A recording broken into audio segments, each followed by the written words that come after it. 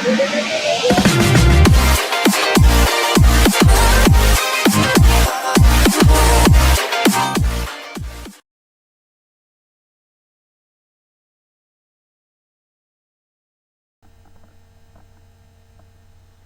araw sa lahat ng mga mag-aaral sa ika-6 na baitang. Narito muli tayo para sa isa na namang pag-aaral sa Araling Panlipunan. Halika, samahan ninyo kong tuklasin ang kasaysayan ng ating bansa. Handa na ba kayo?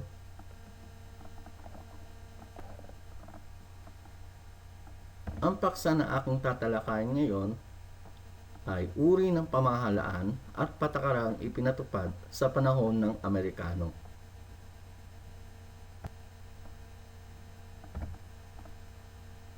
Layunin ng aralin. Pagkatapos ng aralin na ito, ang mga mag-aaral ay inaasahan na: una, nasusuri ang uri ng pamahalaan at patakarang ipinatupad sa panahon ng Amerikano. Pangalawa, natutukoy ang mga patakarang na ipinatupad sa panahon ng Amerikano. At pangatlo, nabibigyang halaga ang pakikipaglaban ng mga Pilipino sa panahon ng Amerikano. Pero bago muna tayo magsimula, ay magkaroon tayo ng isang pagsasanay kung mayroon na kayong alam sa aralin na ating pag-aaralan ngayon. Panuto, sabihin lamang kung tama o mali ang sinasabi ng pahayag. Meron kayong 5 segundo upang isipin ang tamang sagot. Una, ang pamahalaang militar ang unang pamahalaan na itinatag ng mga Amerikano sa Pilipinas. Time is up. Ang sagot, tama.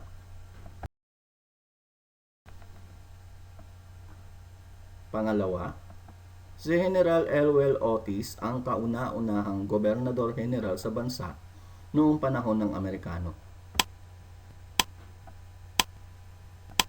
Time is up. Ang sagot, mali. Pangatlo, itinatag ang pamahalaang militar noong Agosto 14, taong 1878.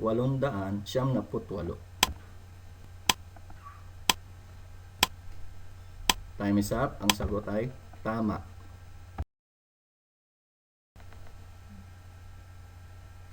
Ika-4, ang tawag sa patakaran na sumusupil sa kaisipan at nasyonalismo ng mga Pilipino ay ang patakarang pasifikasyon.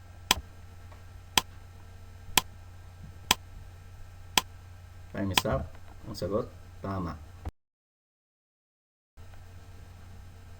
Panglima, itinatag ang pamahalang militar sa bansa upang wakasan ang panganib na idudulot ng pakikipaglaban ng mga Pilipino at ibalik sa dating kaayusan at kapayapaan at magtatag ng bagong pamahalaan. Time is up. Ang sagot ay tama. Ika-6, isa sa mga batas ng patakarang pasifikasyon ay ang pagbabawal ng pagwawagayway ng bandila ng Pilipinas o flag law. Time is up. Ang sagot, tama. Nakuha niyo ba lahat ang tamang sagot? Kung ganon, magaling. Sa mga hindi nakakuha ng lahat ng tamang sagot, huwag kayong mag-alala. Mayroon pa kayong pagkakataon na makabawi sapagkat hindi pa ito ang inyong tunay na pagsusulit. Maaari pa kayong makabawi sa bandang huli ng ating aralin. Nakikita niyo ba ang larawang ito? Tama. Ito ang Statue of Liberty. Ito ay matatagpuan sa siyudad ng Amerika, sa New York City. Ano ba ang dapat mong malaman sa aralin na ito? Ano ang uri ng pamahalaan mayroon sa panahon ng Amerikano? Ano ang mga uri ng patakarang inilunsad sa bansa?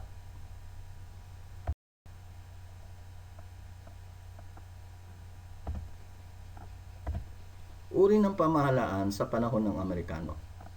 May 3 uri ng pamahalaan na itinatag ang mga Amerikano sa ating bansa. Una, narito ang pamahalang militar, pangalawa, pamahalaang sibil, at pangatlo, pamahalaang Commonwealth. Tatalakayin ko lamang ang unang dalawang pamahalaan, ang pamahalaang militar at pamahalaang sibil. Pamahalaang militar. Noong Agosto 14, taong 1898, itinatag ni General Wesley Merritt ang pamahalang militar sa bansa. Layunin ng pagkakatatag ng pamahalang militar ay para pigilin at wakasan ang patuloy na pakikipagdigmaan sa mga Pilipino at ibalik ang kaayusan at kapayapaan sa bansa. Sa ilalim ng pamahalang militar, ang mga namumuno ay mga militar. Sa pangungunan narito ni Pangulong William McKinley, Pangulo ng Amerika, at General Wesley Merritt na itinalaga bilang kauna-unahang Gobernador General sa Pilipinas sa ilalim ng pamahalang militar.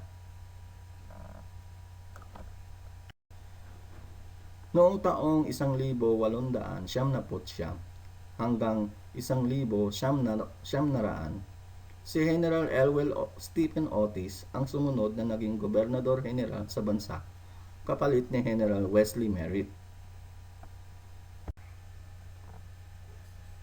Huling namuno naman na Gobernador General sa bansa ay si General Arthur MacArthur. Siya ay namuno sa bansa mula 1900 hanggang 1901. Komisyong Scorman. Noong Marso 4, taong 1899, bumuo ng isang komisyon sa Pilipinas na tinatawag na Komisyong Scorman. Itinalaga ni Pangulong William McKinley si Jacob Scorman bilang Pangulo sa komisyong ito. Ano ang nilalayon ng Komisyong Scorman? Binuo ang komisyong ito upang tingnan ang kasalukuyang kalagayan ng Pilipinas at magmungkahi ng mga hakbangin at patakaran na ikaaayos ng bansa tungo sa kapayapaan at kabutihan ng nakararaming Pilipino. Subalit hindi naging matagumpay ang komisyong ito dahil sa patuloy pa rin ng digmaan sa pagitan ng mga Amerikano at Pilipino. Ito yung nilalaman ng Komisyong Scorman. Una, magtatatag ng lehislaturang bicameral o dalawang kapulungan ng Kongreso na binubuo ng mataas na kapulungan, ito ang Senado, at mababang kapulungan, ito ang Kongreso.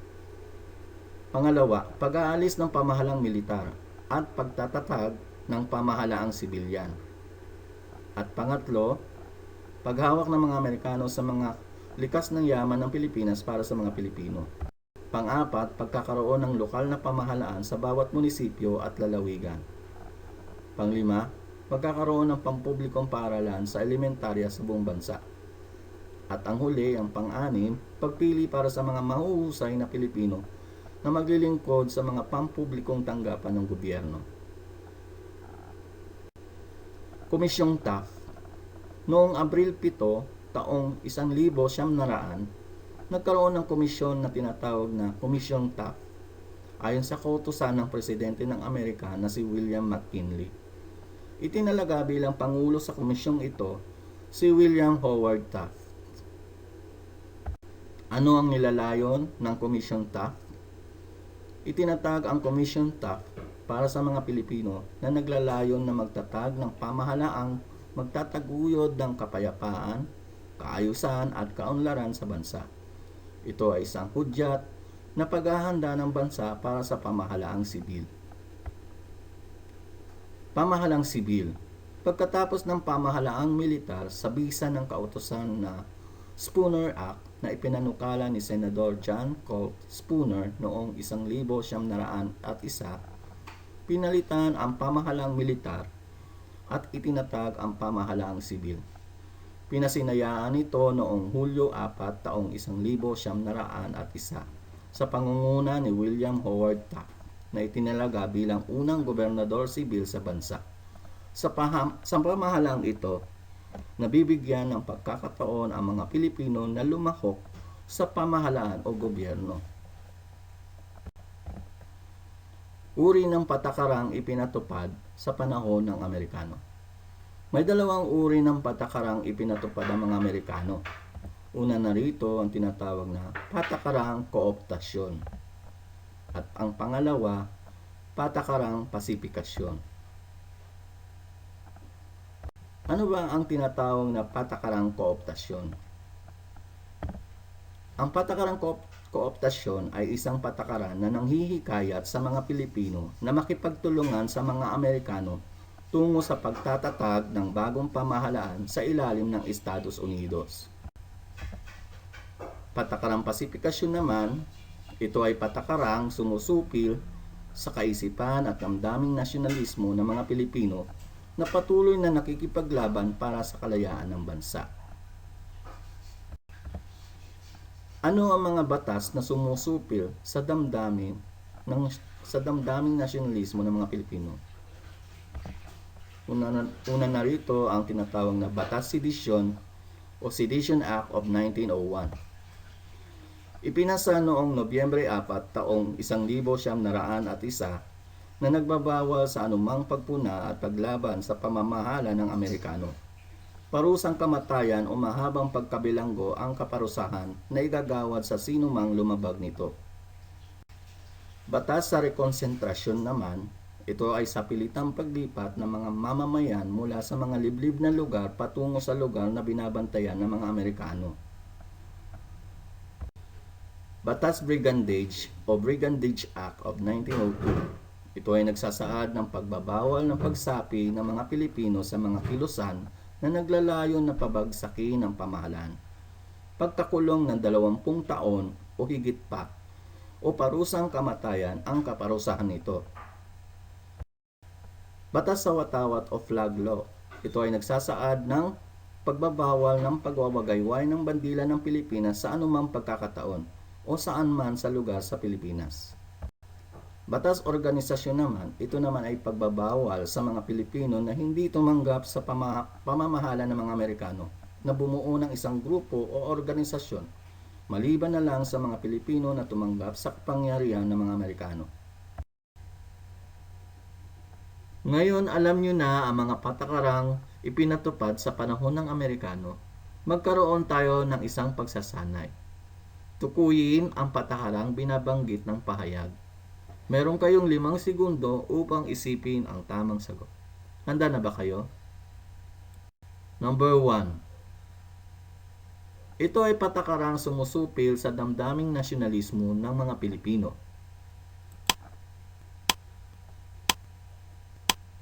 Time is up. Ang sagot, patakarang pasipikasyon. Pangalawa, ito ay batas na nagbabawal sa pagwawagayway ng bandila ng Pilipinas sa kapuluan ng Pilipinas. Time is up. Ang sagot, batas sa Watawat o Flag Law. Pangatlo, ito ay batas na nagbabawal sa pagpuna laban sa pamamalakad ng pamamahala ng mga Amerikano sa bansa. Time is up. Ang sagot, Batas Sedisyon o Sedition Act. Ika-4, ito ay patakarang inulunsad ng mga Amerikano upang hikayatin ang mga Pilipino na makipagtulungan tungo sa pagtatatag ng bagong pamahalaan sa bansa. Time is up. Ang sagot, patakarang kooptasyon. Ika-5, ito ay batas na nagbabawal sa mga Pilipino na sumapi sa anumang kilusan na may planong pabagsakin ang pamahalaang Amerikano. Ang sagot, Batas Brigandage. Ika-6, ito ay batas na nagsasaad na sapilitang paglipat sa mga Pilipinong nakatira sa mga liblib o tagong lugar patungo sa mga lugar na sakop ng mga Amerikano.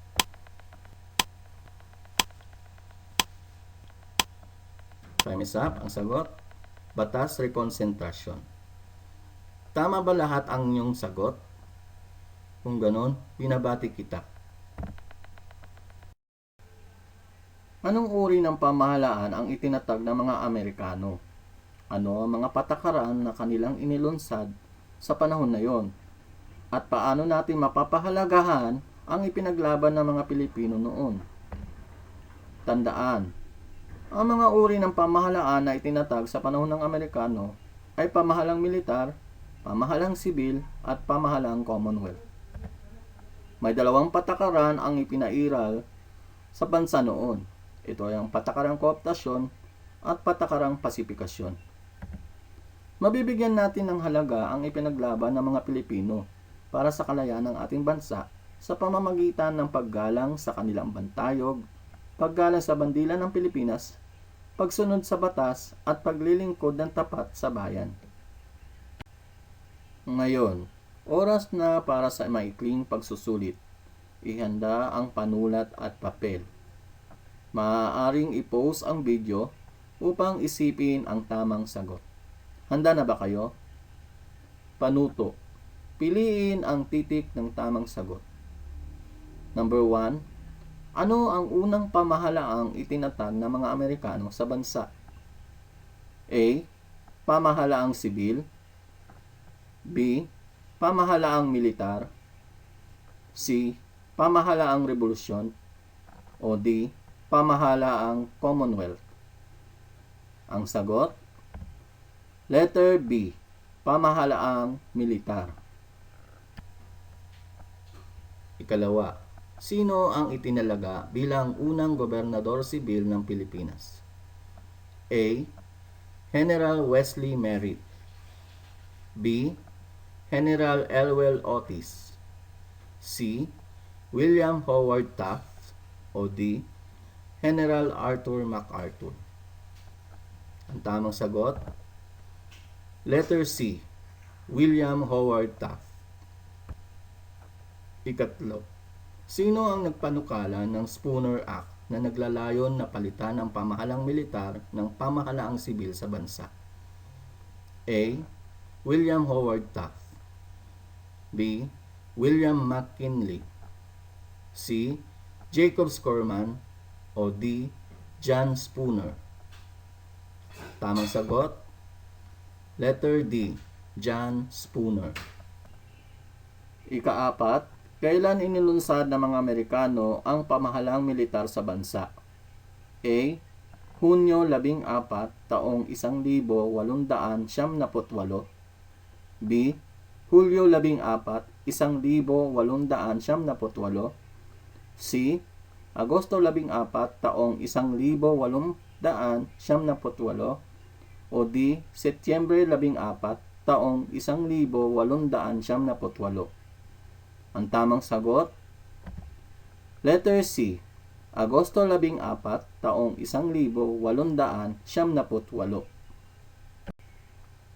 Panglima, ano ang patakarang kooptasyon? A. Ito ay nagsasaad ng pagbabawal ng pagwawagayway ng bandila ng Pilipinas. B. Ito ay nagsasaad ng panghihikayat ng mga Amerikano sa mga Pilipino na makipagtulungan para sa katahimikan, kaayusan at kaunlaran ng bansa. C. Ito ay nagsasaad ng panunupil sa damdaming nasyonalismo ng mga Pilipino. O D. Wala sa mga nabanggit. Ang tamang sagot, letter B. Ito ay nagsasaad ng panghihikayat ng mga Amerikano sa mga Pilipino na makipagtulungan para sa katahimikan, kaayusan at kaunlaran ng bansa. Ika-6. Alin ang hindi halimbawa ng patakarang pasifikasyon? A. Batas Brigandage. B. Batas sa watawat o flag law. C. Pagtangkilik ng sariling gawa o produkto ng Pilipino. O D. Batas Sedisyon. Ang tamang sagot, letter C. Pagtangkilik ng sariling gawa o produkto ng Pilipino. Tama ba lahat ang inyong sagot? Kung ganon, magaling. Sana naibigan ninyo ang bidyong ito. Maraming salamat sa inyong panonood at pakikinig.